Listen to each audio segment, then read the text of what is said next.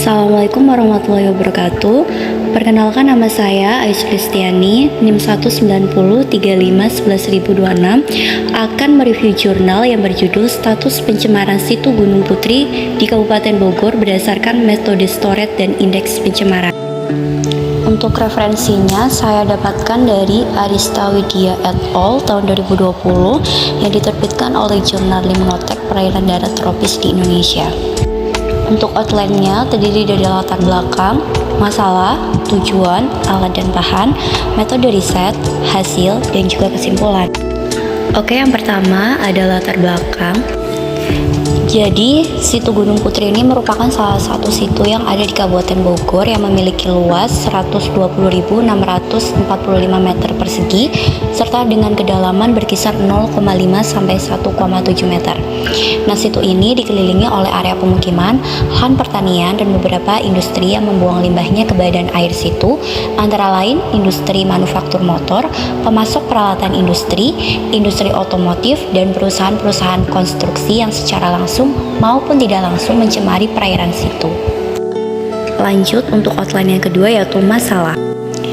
Awalnya, situ Gunung Putri banyak dimanfaatkan oleh masyarakat sebagai penampung air, sumber irigasi pertanian, dan kegiatan perikanan tangkap. Namun, seiring dengan berjalannya waktu, situ ini juga dimanfaatkan sebagai tempat pembuangan limbah, baik itu limbah domestik maupun industri.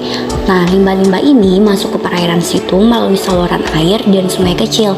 Menurut penduduk setempat, saluran-saluran air tersebut seringkali mengeluarkan cairan berwarna hitam dan berbau tidak sedap ke dalam perairan situ. Aktivitas masyarakat di sekitar situ telah menyebabkan penurunan kualitas fisika, kimia, dan biologi perairan situ. Terlihat dari kedalaman air yang dangkal dengan dasar berlumpur, air yang tampak keruh, bau tidak sedap, serta sampah plastik yang banyak ditemukan di sekitar inlet, outlet, maupun yang terjebak dan terbawa oleh tumbuhan air. Yang ketiga yaitu tujuan. Tujuan dari penelitian adalah untuk mengetahui status pencemaran situ Gunung Putri yang diukur dari parameter fisika dan kimia perairannya. Yang keempat yaitu alat dan bahan.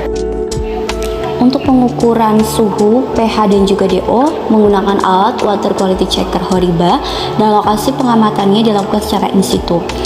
Untuk pengukuran COD, nitrat, amonia, dan fosfat dilakukan di laboratorium. Untuk pengukuran COD menggunakan metode reflux tertutup, nitrat menggunakan metode Bruchin, amonia menggunakan metode Venat, dan pengukuran fosfat menggunakan metode asam askorbat. Yang kelima yaitu metode riset. Jadi metode yang digunakan yaitu metode Storet dan juga metode indeks pencemaran. Metode Storet ini merupakan metode yang digunakan untuk mengetahui parameter-parameter yang memenuhi atau melampaui baku mutu air. Dengan metode Storet, parameter-parameter yang telah memenuhi atau melampaui baku mutu air dapat diketahui. Selama parameter kualitas air yang diteliti dapat dibandingkan dengan baku mutu yang ada, maka indeks tingkat kualitasnya dapat ditentukan.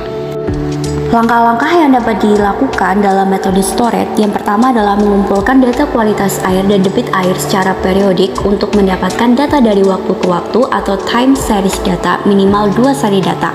Yang kedua, membandingkan data hasil pengukuran atau pengujian dari masing-masing parameter air dengan nilai baku mutu yang sesuai dengan kelas air. Yang ketiga, jika pengukuran atau pengujian memenuhi nilai baku mutu air atau hasil pengukuran kurang daripada baku mutu, maka diberi skor 0.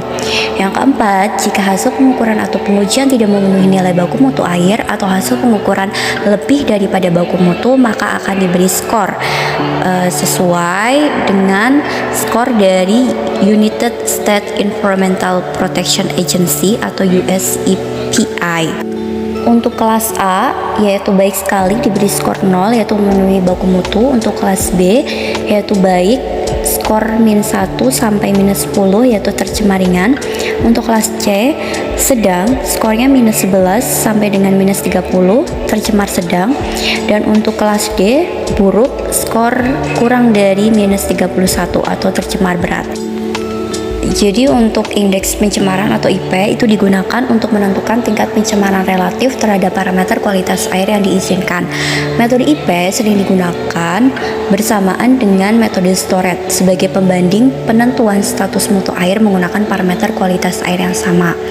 Jadi untuk perbedaan antara metode storage dan indeks pencemaran adalah penentuan nilai atau skor yang dijadikan rujukan. Jadi untuk metode storage itu menggunakan skala nilai minus 31 sampai 0, sedangkan untuk metode indeks pencemaran menggunakan skor 0 sampai dengan 10. Yang keenam adalah hasil.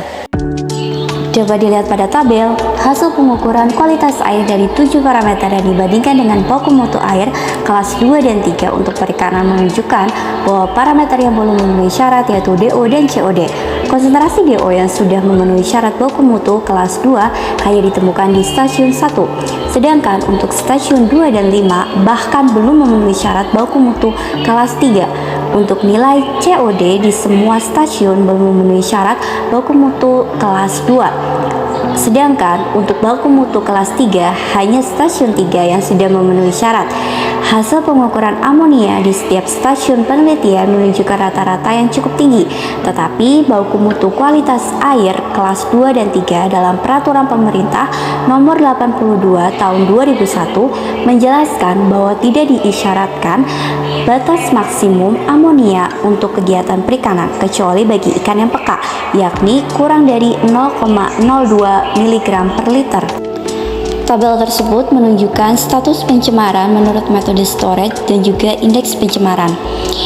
Skor mutu air yang tinggi atau rendah dipengaruhi oleh beban pencemar yang masuk ke badan air akibat aktivitas antropogenik yang ada di sekitarnya. Menurut Walukow tahun 2010, kegiatan yang dominan mempengaruhi mutu air antara lain permukiman, pertanian, industri, erosi, dan faktor alamiah kandungan tanah di sekitar badan air. Meskipun hasil analisis kualitas air di setiap stasiun merata untuk setiap kelas, namun di beberapa stasiun didapatkan skor yang menunjukkan kondisi kualitas perairan yang paling buruk. Berdasarkan metode storage, skor tertinggi ditemukan di stasiun 5, sedangkan berdasarkan indeks pencemaran, skor tertinggi terdapat di stasiun 3. Hal ini dimungkinkan karena di stasiun 3 dan 5, beban pencemar dari sekitar situ sudah tercampur dan terakumulasi yang selanjutnya terbawa arus menuju outlet yaitu stasiun 5. Outlet yang ketujuh yaitu kesimpulan. Kesimpulannya yaitu yang pertama, metode storage dan indeks pencemaran menghasilkan status kualitas air yang berbeda untuk masing-masing stasiun. Yang kedua, metode storage lebih akurat menjelaskan kondisi pencemaran di situ Gunung Putri yang menunjukkan situ dalam keadaan tercemar, ringan, hingga sedang. Yang ketiga, parameter kualitas air COD dan BOD yang tidak memenuhi syarat baku mutu air kelas 2 dan 3 untuk perikanan. Sekian dari saya, terima kasih.